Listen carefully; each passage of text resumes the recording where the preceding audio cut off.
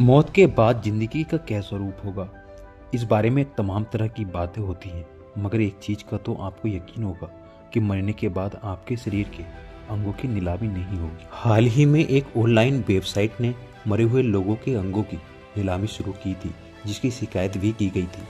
कई देशों में गुजर चुके लोगों के अंगों को सहेज कर रखने का चलन है। बहुत जगह इनकी इबादत भी होती है। कई बार मशहूर लोगों के अंगों के नाम पर जालसाजी भी होती है।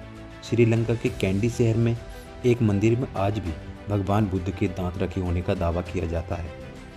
रोम सेंट जॉन लैटेरन बेसिलिका में ईसा मसीह की गर्भनाल सहेज कर रखे जाने का भी दावा किया जाता है। ये तो हुई उन लोगों की बात जिन्हें इंसान से बढ़कर भगवान के बराबर दर्जा दिया जाता है, पर ऐसे और भी बहुत से लोग हैं जिनके अंगों को सहेज कर रखा गया है। चलिए आज ऐसे ही कुछ मशहूर लोगों के जतन से रखे अंगों से आपको रूबरू कराते हैं। इटली के मशहूर वैज्ञानिक गैलीलियो की एक उंगली और अंगूठा इटली के फ्लोरेंस शहर में नुमाइश के लिए रखे गए हैं। उनके सबसे ये अंग 1737 में उस वक्त निकाल लिए गए थे जब उनका शव एक कब्र से दूसरी कब्र तक ले जाया जा रहा था। अब गैलीलियो की बनाई दूरबीन के साथ ही उनकी उंगलियां और रीढ़ की एक हड्डी को फ्लोरेंस संग्रहालय में रखा गया है।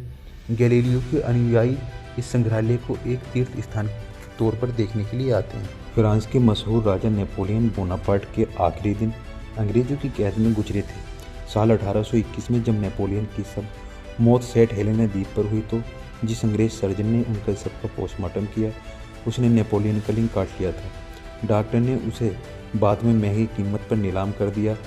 इसे इटली के एक पादरी ने खरीदा था। 20वीं सदी में लंदन के एक किताब फरोश ने ऊंचे दाम पर खरीदा। फिर एक अमेरिकी वैज्ञानिक ने इसे करीब $3000 में खरीद लिया। साल 2007 में इस अमेरिकी वैज्ञानिक की मौत के बाद 2016 में उसके संग्रह की चीज़ें नीलामी की गईं। इसमें साइनाइड की वो शीशी भी थी जिससे जर्मन कमांडर हरमन गोरिंग ने साइनाइड खाकर खुदकुशी की थी। जर्मन मूल के अमेरिकी वैज्ञानिक अल्बर्ट आइंस्टीन जीनियस थे। उनकी मौत के बाद 1955 में उनकी आंखें निकालकर न्यूयॉर्क में एक सेफ में रख दी गई। इसी तरह उनके दिमाग को पड़ताल के लिए निकाल लिया गया था, जिस पर बरसों रिसर्च होती रही। बाद में उनके दिमाग के टुकड़ों को उनकी आंखों के डॉक्टर हेनरी को सौंप दिया गया था। हालांकि आइंस्टाइन के दिमाग के टुकड़े तो बाकी दुनिया ने देख लिए, मगर उनकी आंखें आज भी अंधेरे डब्बे में कैद हैं। अमेरिकी वैज्ञानिक थॉमस एडिसन से जुड़ी हुई एक परख नकली अमेरिका के मिशिगन शहर के संग्रहालय में रखी है। कहते हैं कि इस परख नली में थॉमस एडिसन की छोड़ी हुई आखिरी सांस कैद है। लाइट बल्ब, फोनोग्राफ और कैमरे का आविष्कार करने वाले एडिसन ने 1931 में आखिरी सांस ली थी। डॉक्टर ने कार्क लगाकर बंद कर दिया था।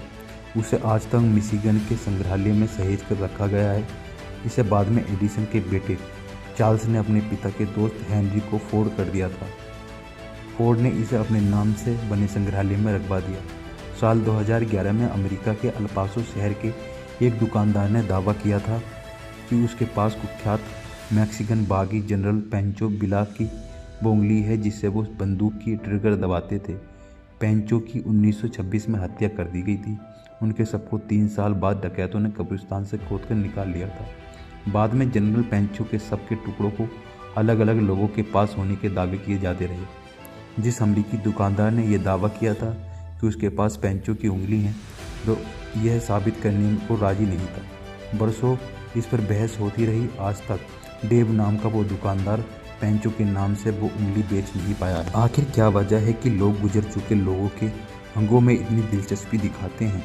शायद किसी बड़े और नामी इंसान की ज़िंदगी इतनी राजदार होती है कि उससे जुड़ी हर चीज़ से एक कहानी बना ली जाती है। यही अंग बहुत से लोगों को गुजर चुके इंसान के आसपास होने का एहसास कराते हैं। जैसे आइंस्टीन के डॉक्टर एम्ब्रस ने कहा था कि इस महान वैज्ञानिक के पास होने का मतलब है।